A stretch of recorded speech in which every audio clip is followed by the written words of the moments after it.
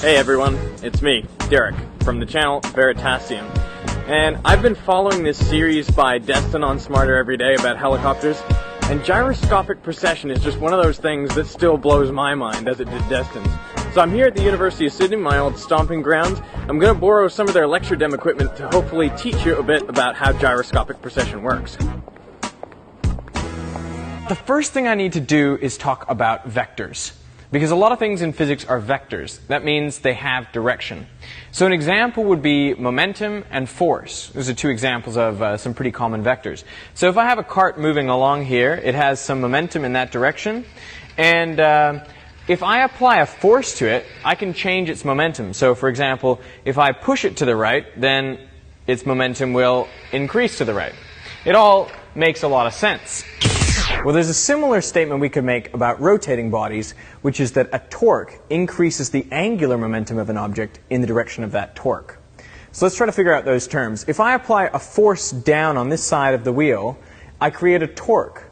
Now, torque is force times the distance from the rotating axis. You could call it R.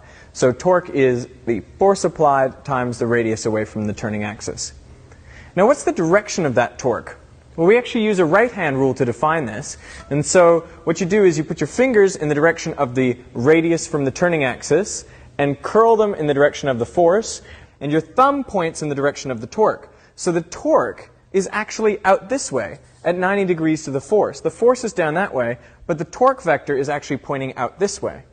So the angular momentum of this wheel is being increased in that direction. So the more I apply this torque, the more I increase the angular momentum of the wheel in the direction of the torque. So I'm making this wheel have a very large angular momentum out towards the camera, out towards you.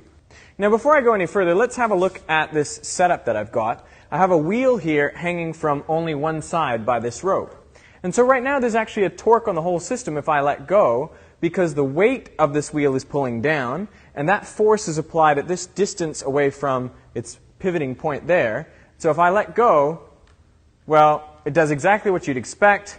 The wheel swings down this way. But I want to see that as an example of rotational motion. There's a torque which is pointing out this way, which is trying to increase the angular momentum of the system in that direction. Now, angular momentum in that direction requires that the whole system starts swinging anti-clockwise. And so that is what happens. But what happens if I only let go after I've already spun up the bicycle wheel?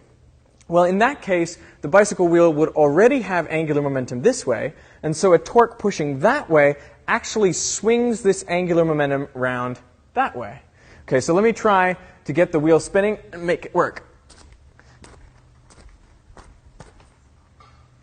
Come on. Oh, look at that. It's rotating as we predicted. See, the angular momentum vector is pointing out this way, but torque is pushing it this way. So angular momentum, torque, and torque is pushing that angular momentum vector around.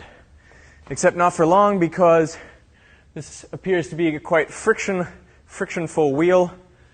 So check out Destin's other videos about helicopter physics, and then come check out my channel, Veritasium, where you can find more like this. Except I don't often nearly get my head cut off by a bicycle wheel. So